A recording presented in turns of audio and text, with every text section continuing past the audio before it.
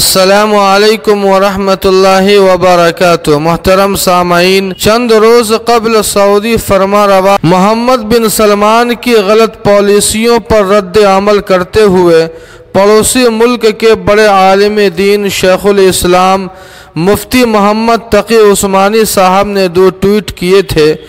شیخ الاسلام کا 2 ٹویٹ کرنا ان کے حاسدین کو اتنا گرا گزرا کہ ان کے ٹویٹ پر ری ٹویٹ کے انبار لگ گئے۔ وزیر اعظم پاکستان کے معاون خصوصی برائے بین المذاہب ہم آہنگی حافظ طاہر اشرفی صاحب نے مفتی صاحب کے ٹویٹ کو عربی اور اردو دونوں زبانوں میں رد کرنے کی کوشش کی ہے، جس کی وجہ سے پاکستان کے سوشل میڈیا پر ہلچل سی مچ گئی اور حافظ طاہر اشرفی کو شدید تنقید کا سامنا کرنا پڑا۔ حافظ طاہر اشرفی لکھتے ہیں، حضرت مولانا مفتی تقی عثمانی ممتاز عالم دین ہے۔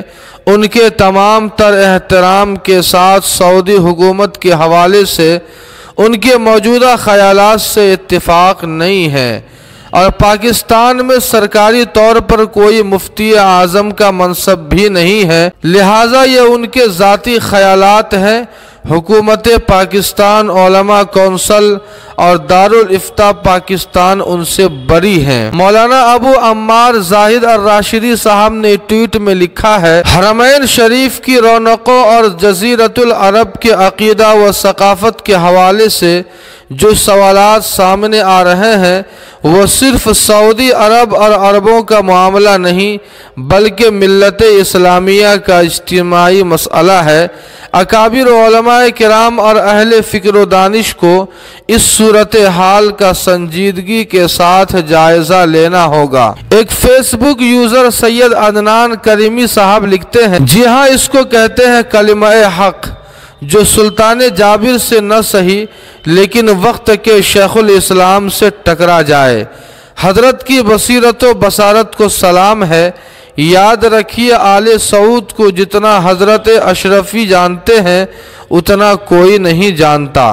حضرت قبلہ ہاتھ آگے کیجئے، میں آپ کے دست حق پرست پر بیعت ہونا چاہتا ہوں، تاکہ اور کچھ نہیں، کم از کم آپ کی مریدی میں سعودی مشاہیر بالخصوص ائمہ حرمین سے تو ملاقات ہو جایا کرے گی۔ فیس بک کے دوسرے صارف حامد رضا نے لکھا ہے، طاہر اشرفی نے درست کہا کہ پاکستان میں مفتی اعظم کا کوئی منصب نہیں، لیکن وہ یہ بھی بتلائیں کہ فتویٰ مفتی تقی عثمانی کا زیادہ مانا جاتا ہے یا پھر طاہر اشرفی کا۔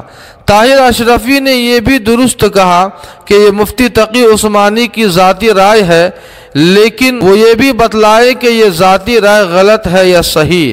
ایک اور موازنہ ہے کہ طاہر اشرفی نے ٹویٹ نوکری پکی کرنے کے لیے کی اور مفتی تقی عثمانی صاحب کی ٹویٹ ان کو متعدد عہدوں سے محروم بھی کر سکتی ہے، لیکن وہ پھر بھی فائدے میں رہیں گے۔